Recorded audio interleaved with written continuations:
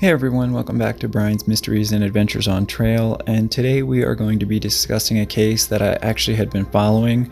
It started happening right before I left. It's about a gentleman by the name of Tom Simonseth, and Tom is a 66-year-old man from Mount Vernon, and this case takes us back to the North Cascades, which are in the state of Washington here in the United States. Tom had planned a day hike back on May 21st of 2021 this year to the Hidden Lake trail and to the actual lake, and it was just supposed to be a day hike, and he parked his car at the trailhead and set off for the hike, and he was supposed to be back by 7 p.m.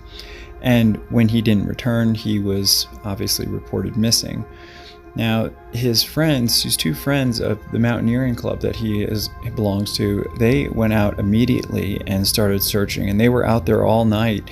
And it wasn't until the following morning that the Skagit County Rescue and Sheriff's Department got involved in the search and launched an official search. And in this particular case, they did advise people to not go out and search on their own, because spring conditions can be very misleading. They look nice, the weather's warmer, but they can also be very dangerous. They did find Tom's car at the trailhead and continued their search. They did close the road leading into Hidden Lake while they were doing the search, but unfortunately Tom remains missing to this day. And this was a video that I was hoping not to have to do. I was hoping that they would find him, or he would find his way out that day. I remember hearing about this on the news, but unfortunately after they exhausted their search efforts, they did have to call off the search. Tom was hiking alone, but he was considered a strong guy, a strong hiker. He had got into hiking roughly a year prior to my knowledge, and he just fell in love with it, as a lot of us do. It's just a wonderful thing, and as you can see in the pictures, this is just a beautiful area. But this is not the first case that I've covered that has happened here in the North Cascades. And I think it's because the area is very beautiful, but a lot of these spots, like Hidden Lake, they can be beautiful, but often hard and sometimes dangerous to get to. And I think especially in the springtime, when there's risks of avalanches, when there's wet, deep snow, like I said, it can be very misleading. And I personally learned that the hard way. It just takes one slip and fall, and that's it. And in this case, it's hard to say what happened, but unfortunately, Tom does remain missing. Tom's friend Mike, who's an experienced outdoorsman and also volunteers for search and rescue, he was one of the guys that went out that night to help look for Tom, and he suspects that what might have happened was Tom started the hike, and then once he saw the snow, he decided that it wasn't a good idea to be out hiking alone and probably turned around. And it's my experience that with snow on big mountains like this, or any type of treacherous terrain, the descent is actually harder and can be more dangerous. Again, each person has their own thing, but it's hard to say. His friend Mike was unsure of when he might have decided to turn around, and unfortunately the two friends that went out that night, they stayed up the whole night and searched throughout wherever they could, and were unable to locate him. And more search and rescue as far as Spokane got involved in this search, and they searched relentlessly until the ground crews had to call off their search, and then they waited until conditions were okay for helicopters to come in and look, and they searched for days and were still unable to find him. I think it's important for everybody to understand that even from the air and using modern technology, it is very hard to spot somebody from the air unless there's something reflective or bright colors.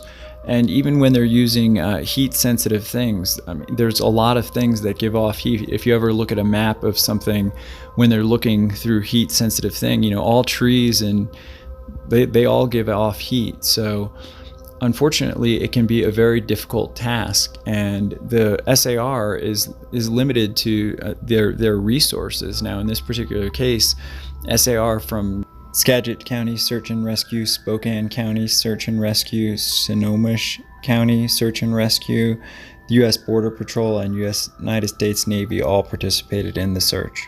You know, unfortunately, at some point in time, they do have to call off their searches. Tom is a retired school teacher, and his wife became alarmed that day, or that evening. She was making dinner for him, and she was expecting a call from him. And when she didn't hear is when she called her friends Mike and to go out and look for Tom. It's not clear. I'm not sure whether Tom was carrying an inReach or some kind of satellite device. But even if he was, this isn't like a save-all. I mean, if you take a fall, a really bad fall, and you slide off the edge of a cliff, obviously a satellite device is still not going to do you any good. I think in conditions where there's snow, especially early spring, it's always a good idea to hike with a partner, no matter what your skill level is, or a group of people. You know, like they say, there's safety in numbers. And like I've already said, I've made that mistake and have suffered the consequences with it now having fractured ribs. In any event, this is a very sad case, and obviously everyone who knows Tom is broken up by this, and it's always got to be so sad when they do have to call off the searches. And this is one thing that I'm hoping to accomplish with my channel, is when I grow it and get big enough to help start a nonprofit foundation, or at least keep these searches, these private searches going after SAR has reached their limit on their efforts and what they're able to do. Because, you know, I just can't imagine. And I know that 99% of the families would rather have some closure than not know anything. And I know that a lot of people are going to be starting their hikes, getting out there now that the weather's getting warmer. And I think it's important to share these stories so that people know what to look for. And if they see a hat or, you know, see anything, they might not just be so quick to dismiss it as a hat or whatever the item may be. My hope is that if you see this video or other videos, you would recall that, oh, that was that hat that gentleman Tom was wearing, or whoever was wearing, and would know to report it to the proper authorities. Tom is a 66-year-old male. He's got white facial hair. Without his hat on, he's bald. He's got, he might have been wearing a tan hat and black jacket, and he was last seen on May 22nd, 2021, going to the Hidden Lake, taking the Hidden Lake Trail, which is about 9 miles east of the town of Marblemount in Washington State.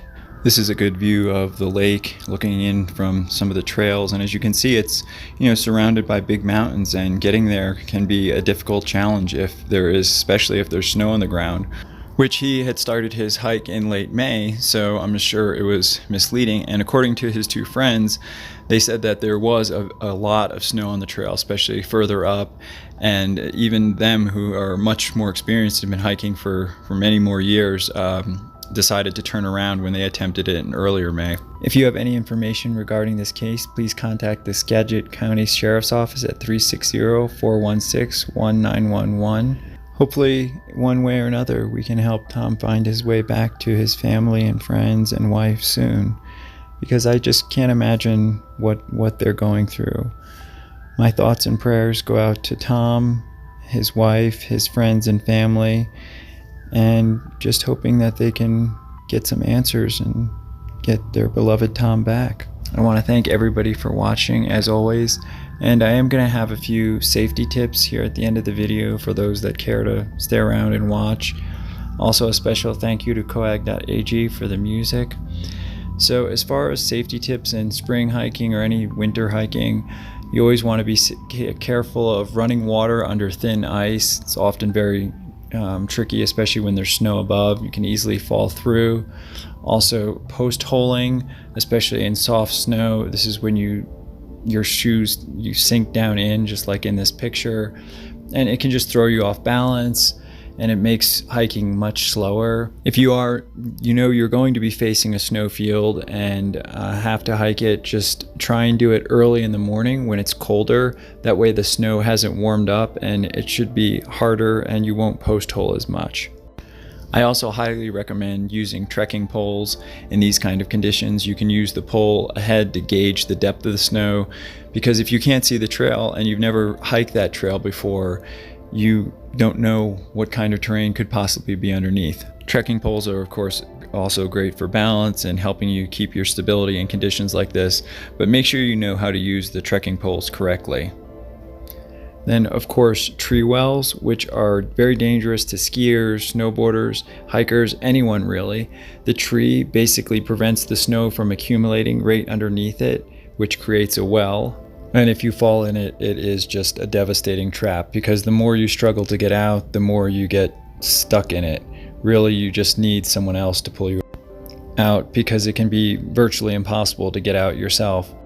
And it's not something that you can see, you know, it's a blind trap. So, and I know many people are aware of these. I just wanted to, start including some safety tips. I still think it's a great idea to carry a Garmin or some kind of satellite device. And as far as a safety piece of gear, I think emergency blankets, this is just a picture of a 4-pack, but they are an awesome piece of gear because they can be used in so many different ways. Even if you don't have a very good sleeping pad, if you put an emergency blanket underneath your sleeping pad, it can boost you up like almost a 1 R value. So they're just a great piece of gear, great for signaling. They can also be set up as an emergency makeshift shelter, and obviously wrap around yourself if you get cold to protect you from the wind, rain, snow. And they weigh roughly 2 ounces and cost maybe $2 to $3 each. So highly recommend everyone carry this whenever they're out hiking. All right, guys, see you in the next one.